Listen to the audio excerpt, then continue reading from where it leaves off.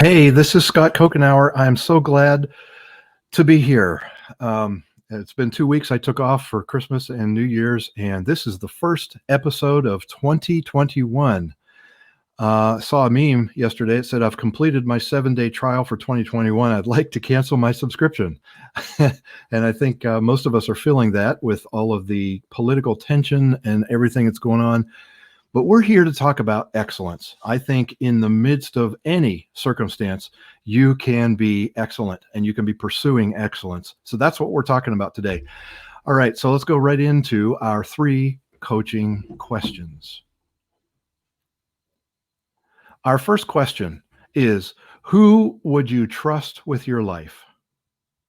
Who would you trust with your life? The second question is, what is it about this person that made you select them? When a person came to your mind, when I asked that first question, what is it about this person that made you select them that you would trust your life with? And third, what does a person have to possess to be trustworthy? What does a person have to possess to be trustworthy? What are the things about a person that makes them trustworthy? Those are your 3 coaching questions. I always encourage you to take those questions, 1, 2, or all 3 of them, and write them on a 3x5 card. Put them on stick them on the side of your screen. So when you're in Zoom meetings all week, or put them on your dashboard if you drive for Amazon, whatever it is, keep them front and center so that you can focus on those until we get back together next Friday. Now, what we're going to do is move into our 2 pillars of excellence. And with me, I have a friend of mine who his name is Tim Figley. Let me tell you a little bit about Tim Figley. He's a friend and a colleague. We've worked together on some projects, and I have learned a tremendous amount from Tim. As a team consultant and keynote speaker, Tim provides clients and their organizations with clear, achievable methodologies that strengthen leadership, teamwork, and strategic planning. Tim holds an MBA from Bakke University and is currently completing his doctorate in transformational leadership. And he holds many certifications, including strategic planning facilitation, mediation, professional coaching, team development, and executive coaching. And I'm guessing probably 6 more things. Tim is a consummate learner. He is always looking for what he can do to grow and develop. And he's part of the inspiration for the journey of excellence that I'm promoting. So Tim, welcome. Scott, I am really excited to be here. I've got to watch a few shows, and I've been excited since I knew we were going to do this. I've been excited for a couple months. Good. And I really have loved watching the format of your shows, the 3, 2, 1, 0. Mm-hmm. I thought it was genius. I love what you're bringing. I think that when I've observed you, and I know you now really well, Right. I see that identity coming out and that value coming out for people, and it's just been a pleasure. It's been a real pleasure, and I'm glad that you're doing this. Well, great. And I've been looking forward to this too, because I know you have such a wealth of information, especially when we're talking relational excellence, which is the topic for today. So let's go into the first pillar, which is nothing is faster than the speed of trust. So it's a powerful idea. And again, I'm glad that you asked me to talk about this. This has become important to me in working with my clients, because I realize that trust is the only thing that allows us to really get something done when we're doing it together. Mm-hmm. And I had failed at this, I guess, just with the absence of knowledge and not knowing what created trust, I guess. And that's what really put me on a journey to even desire to learn about it. And I remember, Scott, talking to your dad actually in 2003. So almost 20 years ago. Yeah. And I remember we were sitting at the old way station, and I don't know, somehow I said, I have a goal of developing integrity. And it's because I just knew I didn't even know what it was. I didn't even understand it, but I knew I didn't have it like I needed to. And I remember him sitting there across the desk, just saying, "That's a good goal. It's a good goal to have." But it was something I knew that I didn't have, and I was working, and I needed to know, what do I do to develop this? And and then later on, how do I rebuild trust if I've lost it? So it's been quite a journey for me, something that I wasn't naturally gifted at, and something that I'm still trying to work on, and certainly have failed at several times. Sure. So we talk about the speed. That would assume that we're headed towards somewhere. Now, I know you're working with teams. What is it that helps a team get what they need to get done faster with trust than without trust? Yeah. I mean, again, great question. So it is fascinating, the idea of trust makes things go faster, or nothing is as fast as the speed of trust. And the idea here is, you can imagine a leader in an organization, and when they talk, if people don't believe them, it's known that there's a bit of a trust tax. So let's say somebody is talking, they don't have a lot of credibility, people don't trust them like they would, maybe someone else in their life, and they maybe believe about 60% of what that person says. Mm-hmm. So we can imagine then how much they're going to act on that. They're probably going to act on it at about a 60% level. Right. And so let's say the leader says, "Here's where we're going," or "Here's what we need to do." And people go at maybe a 60% speed, 60% action, 60% commitment, engagement, togetherness, all of those things. And we're gonna be slowed up a little bit if we're only at 60%. The team that's at more 85%, we believe 85% of what he says. That means we trust what he says, that he actually knows what he's talking about, that he knows where he's going, that he knows or she knows where she's going, and why we need to go there, and that it's the right thing to do. Right. We all trust that. Maybe we're putting in 85% energy or effort, or 90, or close to 100. We're going to go a lot faster. Right. You multiply that by 4, 5, 8, 10, 12 people, or 200 people. Imagine the speed that it creates compared to the one that really doesn't have the trust there. Right. So in practical terms, if you don't trust me, and you don't have that sense that you can lean on me, and I do something that you suspect I did it on purpose, you ascribe motives. Mhm. That's part of having low trust, right? Yeah. It's not trusting intent. That'd be intent. Yeah. Which, Okay. when we get into credibility, it's one of the 4 cores of credibility. Okay. And trust really usually falls apart at the level of intent. Okay. That's interesting. Yeah. It usually falls apart at intent, where we subscribe at ill intent, and therefore I don't trust. Then it's almost like I don't trust you at anything, which really trust is peaceable. You can start to put it together piece by piece. I can trust you at one thing, but maybe, I can trust you to have a good podcast, but maybe not to make me the best beef brisket I ever had. Right. I mean, so I can trust you one thing, but not another. And so what we need to, why it's important in the workplace, is we need to trust people at what their job description is, or what they need to do to get things accomplished, or what their tasks are, or to achieve goals, or to treat us with courtesy, respect, kindness, care, the things that we want, how we want treated if we're working together. So it's the things that we trust people with that are very important. And so when there's a lot of trust and a team has to get something done, they get it done, and they get it done a lot quicker because they don't have all this baggage to work through. Right. And fighting with each other, or trying to figure out, what does he really mean, or what does she really mean? It's just at face value. All right, I trust you. Let's do this. Yeah, Okay. for sure. Yeah. And there's nothing more important right now than speed. It changes. It used to be said that change is constant. That's old news. Yeah. Change is intense. All right. So, and uncertainty is intense. So, trust is all the more necessary. So, that's good. If you don't mind, let's move on to the next one. The second pillar is credibility is the leader's currency. What do you mean by leader's currency? Yeah, that's a John Maxwell quote I pulled from, but it's almost like we said about speed, but currency means it's going to come through people, right? So just like we said, there might be a trust tax.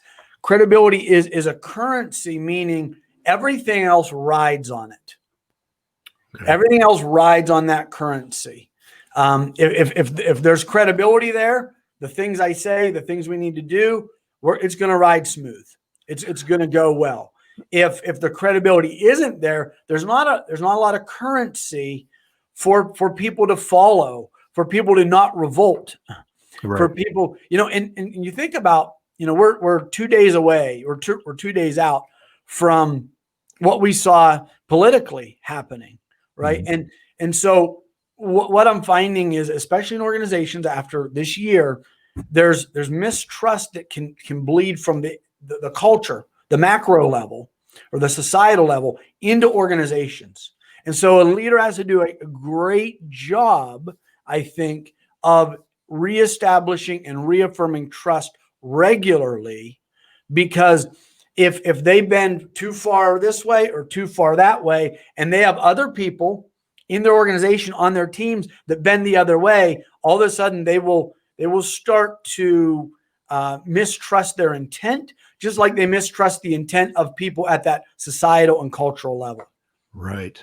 Right. So it's interesting. We're using trust tax Mm-hmm. and a trust dividend, Mm-hmm. and credibility being a currency. It's almost like it's a financial theme that you could wrap your mind around when it comes to being trustworthy. And I think credibility is a lot like the value of the dollar. When the value's low, that currency doesn't flow through the economy properly. So you had mentioned the 4 pillars or 4 corners. Yeah. Tell The us about the that. 4 cores of credibility. That again, that comes from Stephen M.R. Covey, Okay. his book, where he talks about how you break down trust and begin to either break it down or build it back up, right? So sometimes I have to break it apart to start piecing it together to build it within us or within our team. And he says there's 4 cores of credibility. The first core of credibility is integrity. Like I mentioned earlier today, which includes things like honesty, fairness, authenticity, that type of thing. The second one is intent. And intent is really about motive, right? My motive, my intent, which includes transparency and even my behavior a little bit. Like, well, why are you behaving like that? Right. The third one, interesting enough, I wouldn't have guessed, is capabilities. Do I have the capabilities to say that I'm going to follow through on what I'm going to do? Right. So that's going to be skills, knowledge, experience. And am I capable of saying that? And that has a lot to do with self-awareness. So I said, Tim, I'm going to make you a beef brisket sandwich. I have no idea. Okay. Yeah. I would And have. then the last one is results or track record, right? What results have I continually, proven to you that I've been able to achieve? So that's reputation, credibility, performance, track record. And if I have good results, then I'm often forgiven quicker. If I make a little mistake, right? Or you're forgiven a little bit quicker because you know what? Historically, they've always got good results. I think you'll pick the ball back up. Well, also results will help us think, well, they have good intent. So if I continually prove results, well, we're going to ascribe some good intent to that person. But if results begin to wane and then wane again and then wane again, all of a sudden we start to ask bigger questions. Okay, so I'm a leader and I just came back from a coaching group convene or Vistage or whatever. Yep. And I meet with my leadership team and I say, hey, I heard this new concept. I want us to instill this. But the problem is over the past 4 months, this is the fourth new initiative. It's kind of known as the flavor of the month. Yeah. So how does that sort of thing impact the credibility of a leader?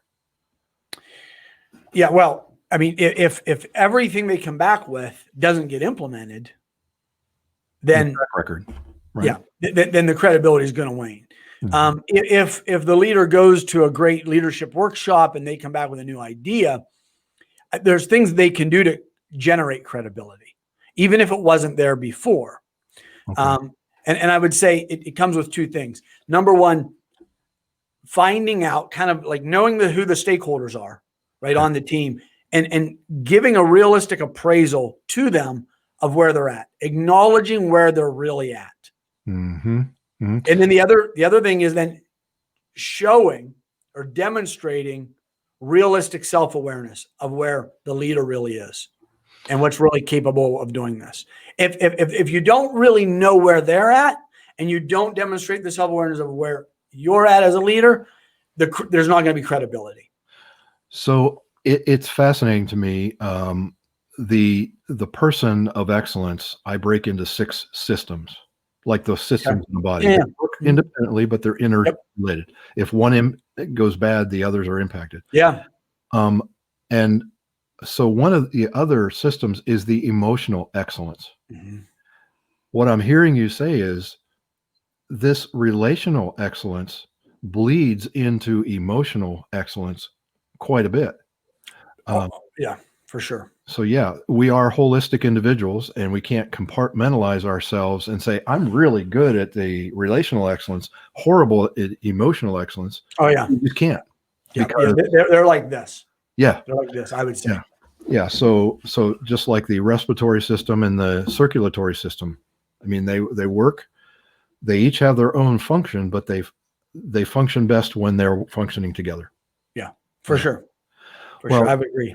All right. So again, give us the 4 cores of credibility one more time. Yeah. So the 4 cores of credibility: integrity, Okay. intent, Mm-hmm. capabilities. Mm-hmm. What am I capable of doing? And results. Okay. Okay. Track record. All right. Tim, it's been fascinating. We're going to have you back on the show again down the road. This wasn't long enough. It never is, right? Yeah. So we've been talking, nothing is faster than the speed of trust. That's the pillar 1. Pillar 2 is credibility is your currency as you lead, whether you're leading a family, a volunteer effort, or an enormous corporation with multiple teams. Thank you again, Tim. I'm going to keep you on here with the takeaway. So we talked about 3 questions, 2 pillars. We're now at the 1 takeaway. What are you going to do when you hang up from this podcast or this show or whatever, however you're getting connected to this? One of the things I'm going to encourage you to do, the thing is get on Google and search traits of trustworthiness. Put that in quotes. What you will end up with is a list of things that various individuals have put together. Assess yourself and determine what are 1 or 2 things that you don't think you currently possess that you could really start working on. That's your takeaway. Tim, thank you so much for your time. I'm going to close out here, but hang on. Let me close out. I'm already going to the takeaway on Google. Okay, go do it. You do that. All right. So one last thing I want to talk to you about is the book club. If you go to servingstrong.com/book club, this is a collaborative sort of thing. I have a subscription. It's totally free for you. And it's because I want you to hold me accountable to read more. Great leaders are readers. But I recognize that not all leaders have time to read everything they want to read. And so what I'm doing is you hold me accountable by receiving an email once a week, and I will read a book and forward you in that email the salient points that come out of that book for me. It's something that helps me. It can help you as well. So I encourage you, jump on that book club. It's totally free. You get an email and you get some salient points. And I also include some coaching questions, a lot like the 3 questions that we have in these episodes. I really encourage you to do that. Thank you for your time. I really appreciate it. May this be a great, excellent day for you.